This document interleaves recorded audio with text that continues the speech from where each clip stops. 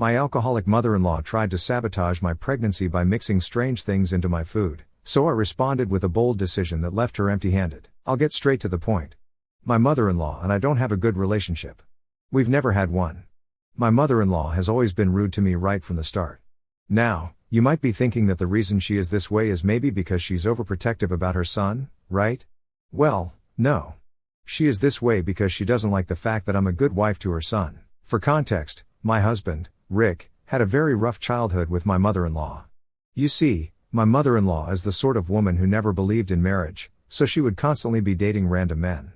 Even if she did get married, she married twice, and both of her marriages ended up as complete disasters.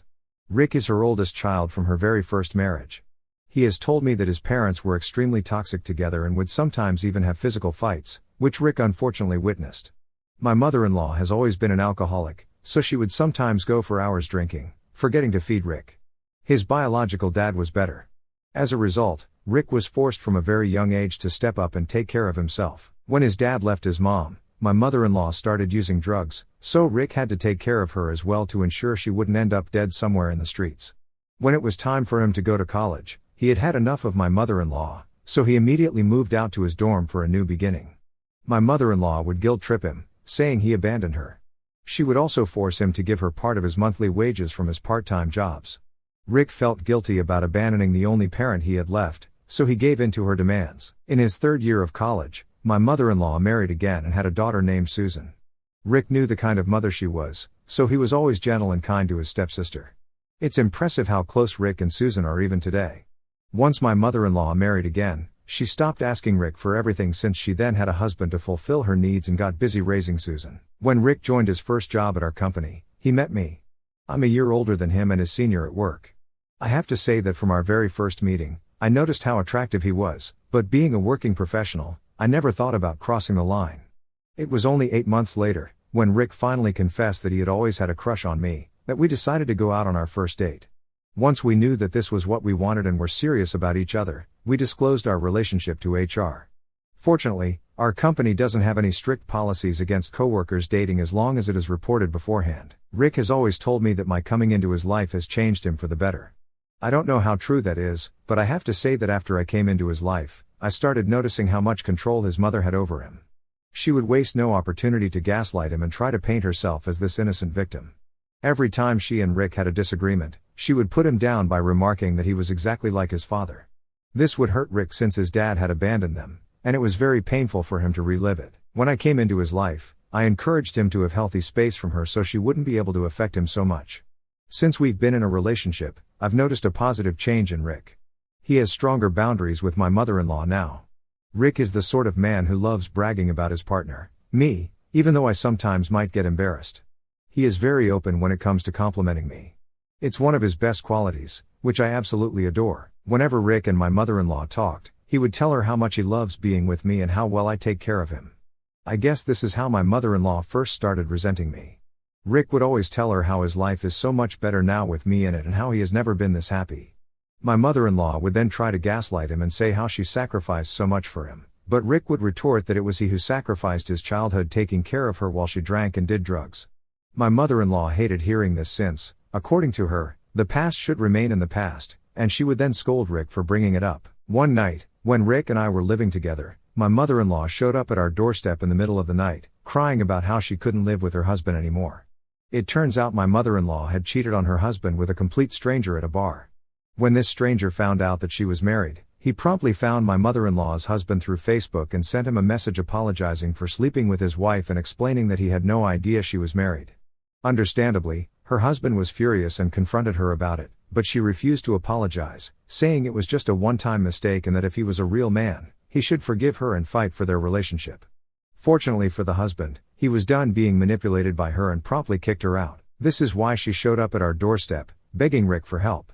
Rick told her that this was all her fault and that she needed to apologize to her husband immediately, but my mother-in-law kept refusing, saying she didn't need a guy like him and that she had Rick to take care of her. I rolled my eyes hearing this since this was always her excuse. She would mess up and expect her son to take care of it. But things were different.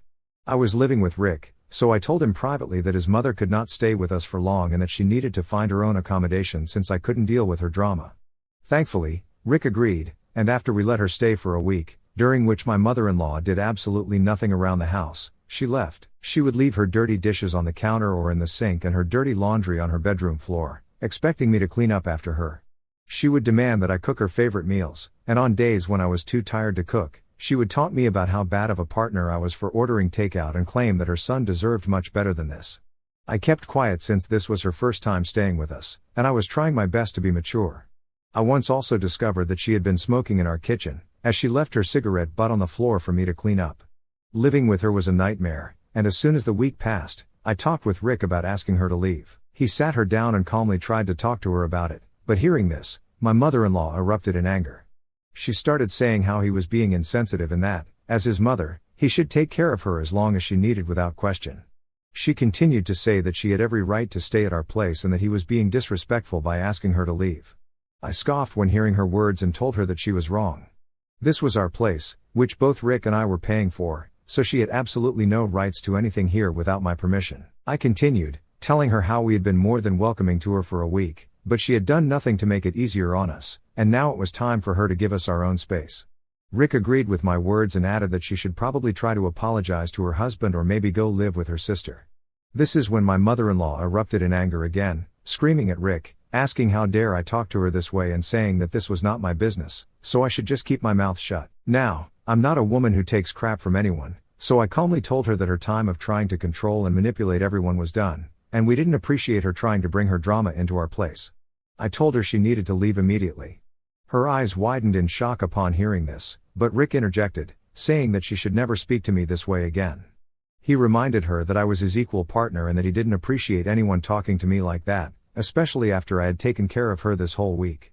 He told her how lucky he was to have me in his life and that I had taken care of him more than she ever had in her entire life. My mother-in-law did not like hearing this and started yelling back, saying how she had done her best for him and that he should be grateful to her for the life he had now and allow her to live with us. But Rick was in no mood to listen further.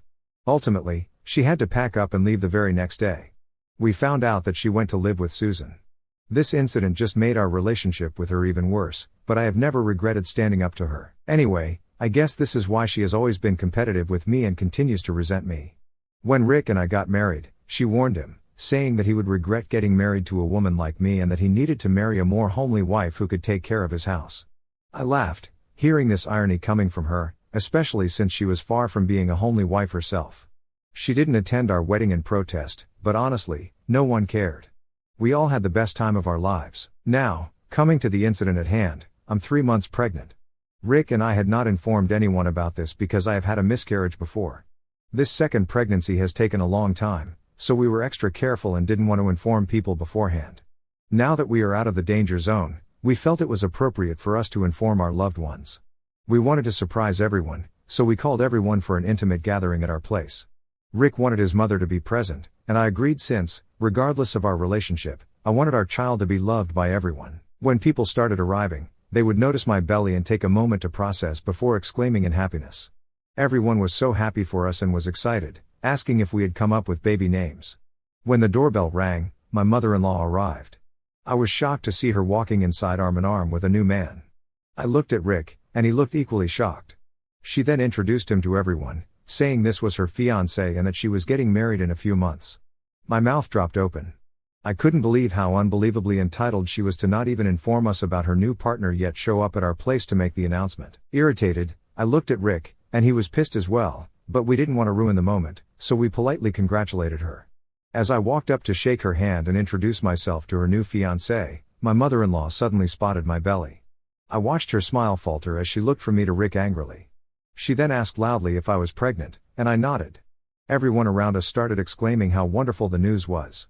I glanced at my mother-in-law, and she was red in the face. She looked at Rick and asked him why he hadn't informed her before. Rick joked, saying that she hadn't informed us about her fiancé either. My mother-in-law then started to say how, as his mother, she needed to be the first one to know about her future grandson. I interjected and calmly explained to her that we didn't want to jump the gun and spread the news until we were sure we were out of any potential risks. I reminded her how our last miscarriage had taught us to be careful and that we had called everyone today to our place to celebrate this news together. But my mother-in-law was not satisfied with the response. She told me that she was getting married in 6 months, which would also be when I would be giving birth. I told her that she should be happy to have a grandchild in the same month as her wedding, but my mother-in-law looked pissed. She retorted that she was still too young to be a grandmother and that she would have appreciated us giving her a heads up since now she would have to speed up her wedding process. She didn't want anyone to call her a granny on her wedding day. Her reasoning sounded absurd, and I couldn't help but roll my eyes at her misplaced priorities. I calmly reminded her that the focus should be on celebrating the new additions to our lives, both the upcoming wedding and the impending arrival of our child, rather than worrying about what people might say. But my mother-in-law, like a child, decided to blatantly ignore me as if I didn't exist and walked away to talk to other guests. I shook my head since I knew her quite well by now, and her immaturity was not astonishing to me anymore. Rick and I decided to let it go and got busy with our friends. When Susan arrived, she greeted us warmly and congratulated us on our pregnancy. Rick asked her if she knew their mother was engaged again, but she looked just as surprised as us and told him that their mother hadn't told her anything about a new man. She joked that they shouldn't be surprised by her since, clearly, my mother-in-law changes her man like the weather. When it was time to serve lunch, I got up to bring the food out, but Rick and my parents urged me to remain seated, telling me that I shouldn't lift a finger and that they would serve everyone. My mother-in-law must have overheard them and was probably trying to act nice in front of everyone or impress her new fiancé because she interjected, saying that she would help out by bringing me a plate so I wouldn't have to lift a finger. I smiled politely, not knowing how to react since just a minute ago she was blatantly ignoring me, and now she wanted to bring me my food. She had never been nice to me, so I couldn't imagine why she was suddenly trying to act so nice. As we all sat down at the table to have our meal, my mother-in-law came and handed me a plate. She announced loudly that she had chosen more vegetables rather than meat so her future grandbaby would be strong and healthy. I didn't mind the vegetables since she was more of a vegetarian herself, and everyone around me oohed and ahed, saying how well she was taking care of me. But I knew her better. This was completely uncharacteristic of her. I looked at the food suspiciously, trying to see if she had done anything to it, but it looked completely normal. My mother-in-law brought out her plate and then went back to the kitchen to get herself a plate, which was quite unusual for her. Unbeknownst to people around me, I surreptitiously exchanged plates since she had brought a lot of vegetables as well, and I hoped she wouldn't notice. I thought no one had caught me, but I noticed her fiancé sitting next to her looking at me. He didn't say anything, so I prayed he wouldn't tell her either. Before she came back, I started gobbling my food so she would be less suspicious. I watched her sit down next to me, and then she asked if I was enjoying the food.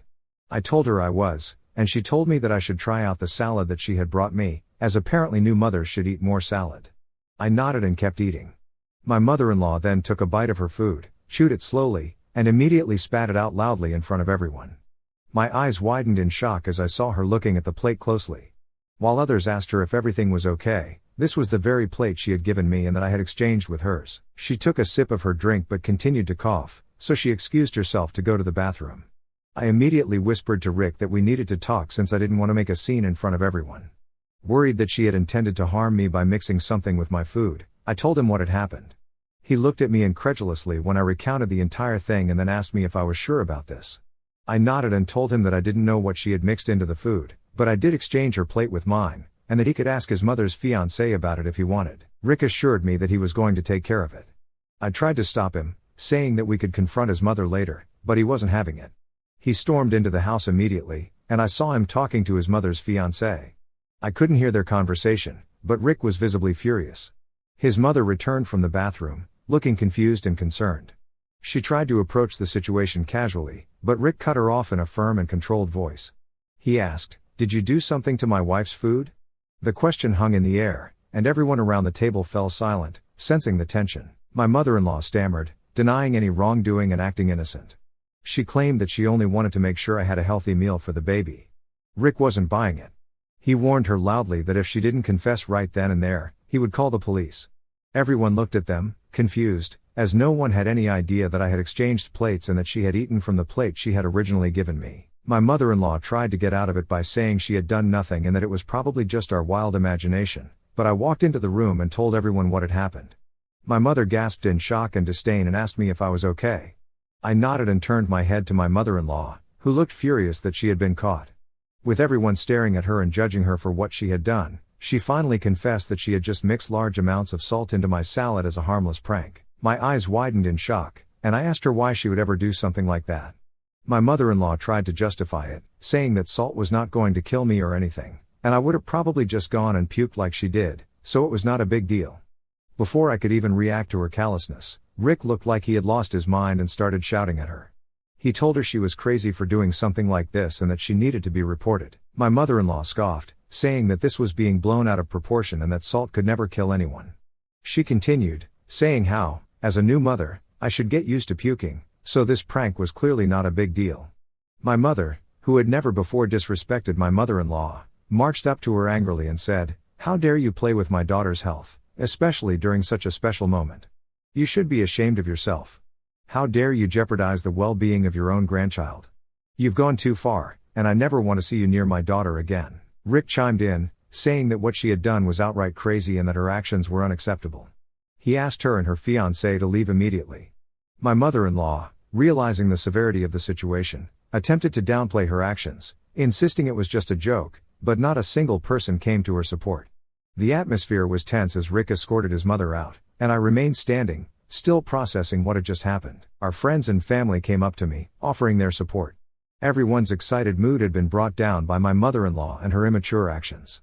Rick returned shortly, apologizing to everyone for the disruption and assuring them that we should continue to celebrate, regardless of how toxic his mother was, since he was going to be a father for the first time. The mood had undoubtedly shifted, but our loved ones rallied around us, offering their support and understanding. Since that day, Rick and I have decided that we cannot allow our baby anywhere near his mother after what she has done. Clearly, something is inherently wrong with her. We can't put my life or my baby's life at risk by allowing her to disrupt our lives.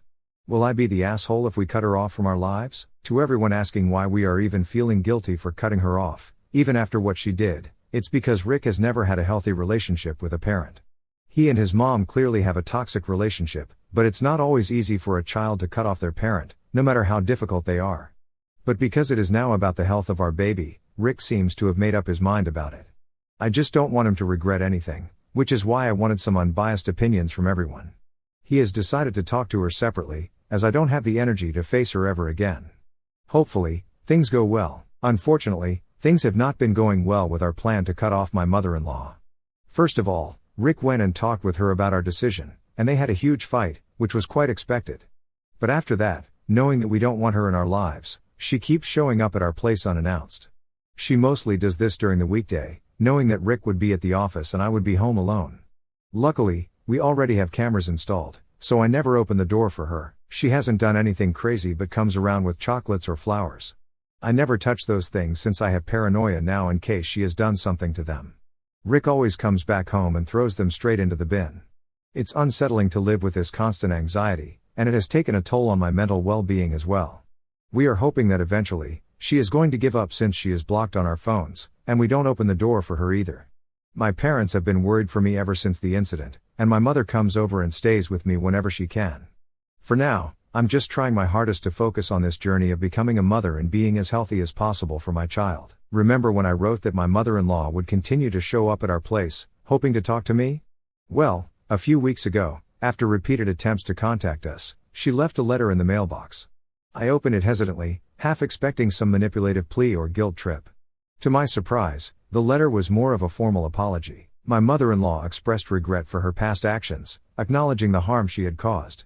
She promised to respect our decision and give us the space we needed by never contacting us again until we were ready to do so. I was shocked to read the letter. When Rick came, I asked him to double-check if this was really his mother's handwriting since this was quite unexpected. It turns out that she is married now, which happened way faster than expected, so probably she wants to turn over a new leaf, which I appreciate. Part of me wants to believe her sincerity, however, for the sake of our safety, we will continue to maintain our distance from her for now. Rick and I are focused on preparing for the upcoming arrival of our child, hoping for a peaceful and stress-free environment.